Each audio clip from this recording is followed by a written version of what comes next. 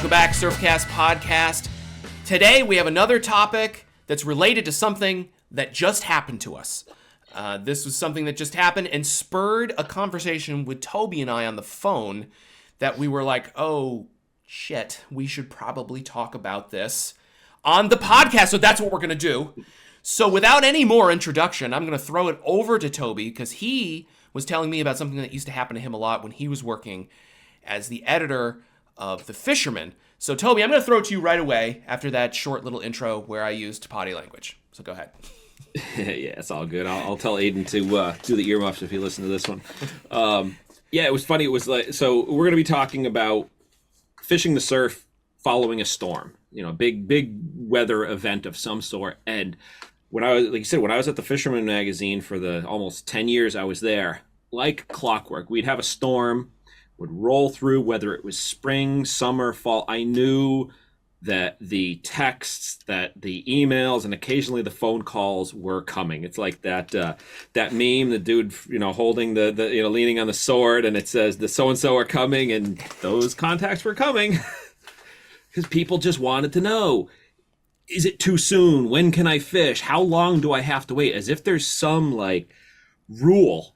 You have to wait 74.6 hours after the storm exits. Like, that's what they were implying, and it drove me nuts. I mean, I can get where the question comes from because there's no answer.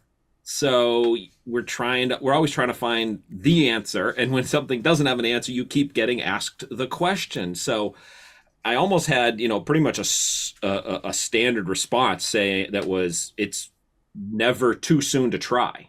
That's in short. I mean, because like you say in your surf scenarios, it depends.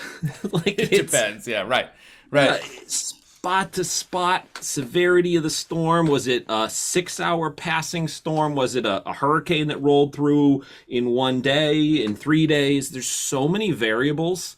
But for me, realistically, the simplest answer is I can never get back in too soon, because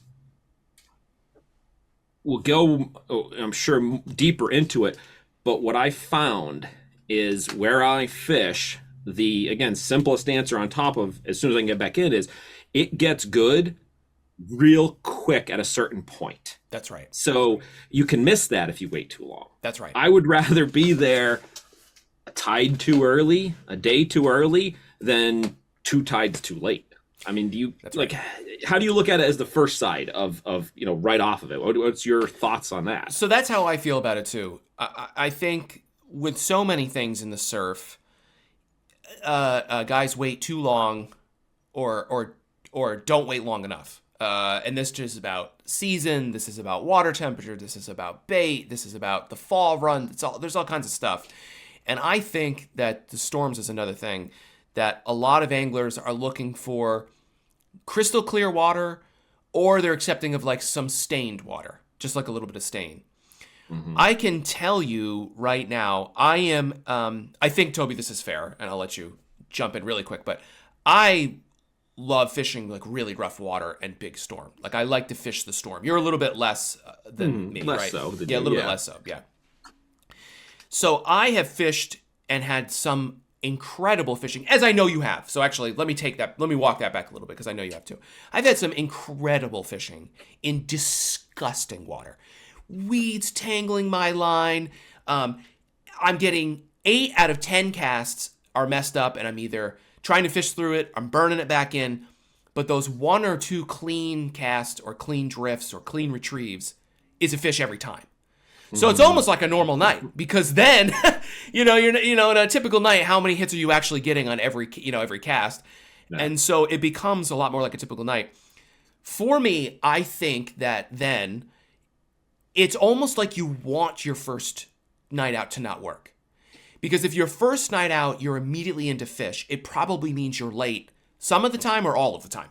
Mm-hmm. So it's almost like you want your very first trip after a storm to be a waste of time.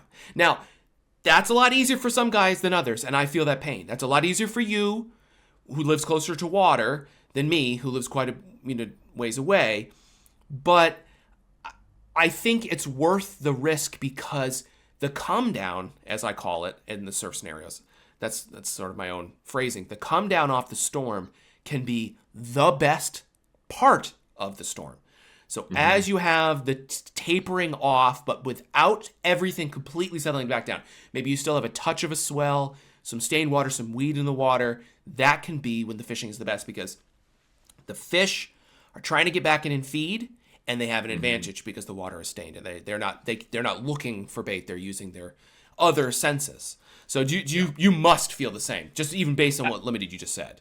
Oh, absolutely. And I think, guys are always, surfcasters are like, oh, pre-storm, this is when it's on. And I've kind of found in general, you might have like the numbers pre-storm, but I've found the post-storm is like it's quantity coming in, it's quality coming out. Until then, the quantity builds back in. But I can immediately think so many more post-storms where it was like that first legit good fishing night, 40-pound plus fish on those tides. It's like it's there, and I'm expecting that even more so than other times. And I don't have that same experience on the front end of it. Coming up a storm, it's numbers. You're into a good pick. The fish are there. It's like maybe those big bass are there too. You just can't get through the competition of them all. I theorize they're like ramping up. They know something's coming. They're going to feed because they know they're going to lose a few tides. But when you come off of it, it's almost like the pecking order settles in, and those big girls push the smaller fish away, or they just give way, and it's like, again, putting human things onto what the fish are doing, but it seems to reproduce itself. But that post-storm, you miss that, you get, like you said, that first day in, bad, okay, the moment you have it, it is on. So let me ask you, let me latch and sink my teeth into this a little bit. I have a hypothesis about why those big fish are going to be coming after the storm and why they're preferential to the beginning of the storm. And I think it's sort of the same thing as the sort of theory that a lot of anglers have, Alberto maybe being one of the most famous, about the idea that the big fish are lazier, which I don't think that's how you should phrase it at all. It's more about calorie efficiency. They're efficient. Mm-hmm. They're not lazy at all. They're efficient. But they're coming in to clean up. And that is sort of what part of the theory is with the slack tides, sort of, or the some current but low current, not ripping current idea that you get with inlets and rivers and outflows and estuaries. Do you think that's what's happening post-storm? Because I'm assuming that that's probably what's happening. They're coming in to clean up. Like they know that they have opportunities to grab stuff that's been injured, tossed, etc. Do you think that's probably what's happening? I can think of like there's one post-storm scenario that I used to target quite a bit, and there were big fish on it all the time. I mean, of the, fish I can count on my hand that I hooked into and never had a chance to stop, whether it was because they were foul hooked or whatever, that aside, but just couldn't stop them, was in this scenario. And at this location, post-storm, there was always the big surf clams or sea clams, the shells were washed up and smashed, and there was clam chunks. So in that scenario, you've got, let's just say, paint the picture of storm hits, maybe a day or two, there's no consistent, easy feeding right in there. The clams get smashed up. Now the bass come in and tons of simple, easy food. And what we would do was just drag a bucktail through where all these shells and clam pieces were, and you would just get some slammer bass. So it was certainly an opportunistic feeding, easy feast for these bigger fish. So I definitely think there's something to that. Yeah, versus on the flip side, coming into the storm, and we're not saying that you can't catch a big fish before or during a storm. Mm-hmm. We're not suggesting that either, but it does kind of point to the same thing where then smaller, medium, large, but not jumbo bass in the lead up and in the storm, they're more chasing around the stuff that's getting trapped, tossed, pinned, etc. Right? It really gets, it's sort of a different take on that same theme, because that's, I found a lot. I love fishing in storms. I'm with Wetzel. Wetzel talks about how he can't think, and here's Jerry. Jerry's about to say this again. We'll talk about that in another podcast though. But But during those times I've had some really, really nice fish, but you're right. I think that they're chasing. They're not grubbing, they're not cleaning up. They're really charged up and they're getting after it. Yeah. So my question for you going into, coming out of the storm, going out though, is what are you willing to accept in terms of weeds? So let's move away from stained water. Let's talk about weeds. Like in terms of how much dangling are you willing to deal with? Not a lot. Probably less than I should be able to accept because what I mean is I have maybe 3 post-storm spots. Okay. And I'll check them, and I have more than one because in case one is not fishable, I can immediately shoot over to the next spot or whatever is needed to hit the one that is at the right stage because I don't mind the dirty water. I'm far more willing to accept the dirty water, not the sandy water, suspended beach sand, but just dirty, mucky water. I can fish through that easier than the sand. But on the weed side, like you were saying, you can have those 3, 4, 5 casts where you're just getting all funked up, and it's when you get the fish on the clean cast, I just get so frustrated that I'm like, I could be doing better. So that's why I'm saying I'm probably willing to accept a little. I want it a little cleaner than I probably would need it because if it's not at the B plus level here, it's a B minus or a C. I'm gonna go try that next while hoping that's already at the B plus level, so I can cycle through a little more. But I don't think it's as bad as we make it out to be as far as the suspended weed in regards to turning the fish off. Yeah. It's more of turning us off, and I sort of had that revelation talking with Mike Laptu based on the observations that he had videoing underwater.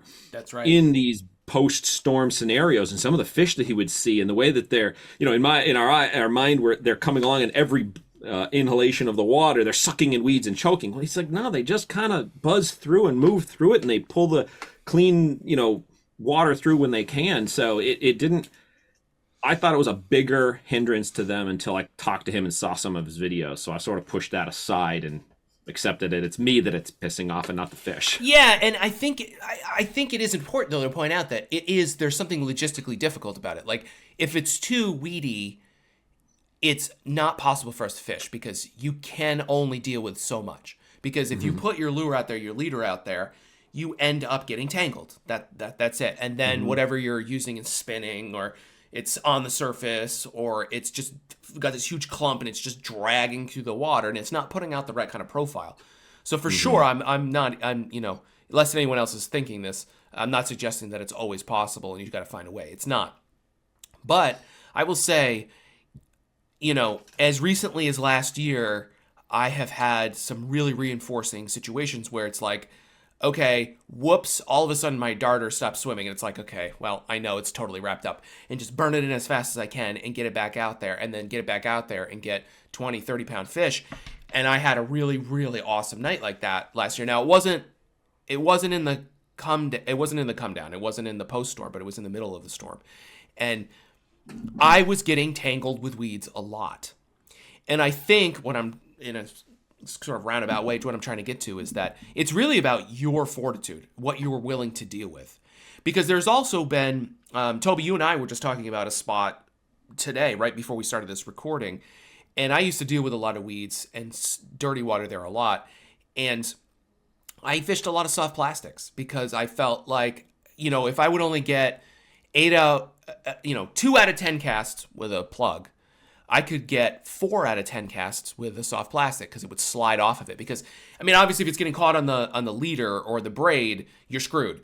But if it's getting caught on the treble hook, a nose, a lip, anything like that, you don't have that with something like a sluggo or something with a weedless rig. But even a jig head seems like it fishes a lot better for me in those situations. So I think the big thing for me with the post-storm, again, is that you don't stick to some kind of rule. So there isn't a number. It's not like, oh, this was, this storm had this many wind and this many wave, and so I need to wait this long. Because they're so different, and it's so interesting how you could have hurricanes, especially, maybe not nor'easter, but hurricane, where it'll be like, oh, it's going to be this many knots, and the waves are going to be this big, and you'll have unfishable water for 3 days. But then you get the same thing, and you won't have any unfishable water, or you'll have unfishable water for 7 days. And they're kind of all look the same on paper, but they're not. And then the other factors that come in is tide and what's coming from off of shore and all of that stuff, right? Yeah, it helps too. I mean, this is where, like, how close you are to the water. Like, another thing to make, know when to get out, if you have any chance of actually looking at it in the daylight before you look at it in the night. I mean, that is huge. I probably spend more time, in recent years looking during the day in those days following a storm. And not just like once and then 2 days later I look. Like, I'll go out first thing in the morning, and then maybe I'll check it again after lunch. I may check it a third time if I think it's getting that close, and I'll bounce a couple of spots to see, to really know what it's at. Because then, for me at least, the worst thing is when you go and you're purely hoping that it's there, and you get in and you're like, ugh, this is not it. This, even if I hit 1, 2, 3 spots and you're like, all 3 of them are still toast, that's defeating for me. So I try to avoid that if I can, but it's, obviously not everyone has that ability. I mean, I'll throw this tip out there. One of the things you can look at, there's webcams, surf cams, the surfers use. You can't quite get the same feel exactly, for what it is, but it can help. Even I watch them a lot during the storm itself to get an idea, and not so much. There's none like in the places I fish, but I'll get an idea of how big it was in the closest or one of the more nearby ones, or how nasty it was. So that can be something to help you along as well, to know when you should try to make that first attempt in. And one of the things you kind of noted a second ago was that, like, the different things you throw, like you'd throw the soft plastic, versus, let's say, a big metal lip that's got the treble and then the metal in the front that's going to catch the weeds. Also, the type of weed that you have around, eelgrass that's 3 feet long can screw me up more so than chunks of bubbleweed. Yes. I think I can fish through a piece of bubbleweed getting stuck on the front of a bucktail or a metal lip. It's still going. I don't think the fish is going to come up like, oh no, that bunker has a little piece of bubbleweed on its nose, I'm not eating it. But if it's dragging 2 feet of eelgrass, like, I'm assuming that it's going to turn the fish off. So what is suspended in the water, which also goes back to where I said the suspended sand that I kind of try to avoid as my first, don't want to deal with post-storm, are factors. And I think even worse than the long eelgrass or anything is that friggin' dreaded red mung. You knew where I was going. I could see it on your face. I was waiting for it. Oh, it's the worst. You're not going to be able to fish through a storm, folks, when the eyes of your rod are getting plugged up. That is not a time to be fishing. That is a time to go home. And that is a time to catch up on the Surfcast podcast or anything else that you haven't been listening to, because that is when the storm is not over and you should just call it quits.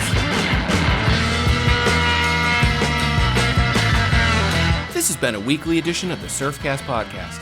You can find out more about the podcast at surfcastpodcast.com, or definitely check us out on social media, Facebook, Instagram, at the Surfcast Podcast.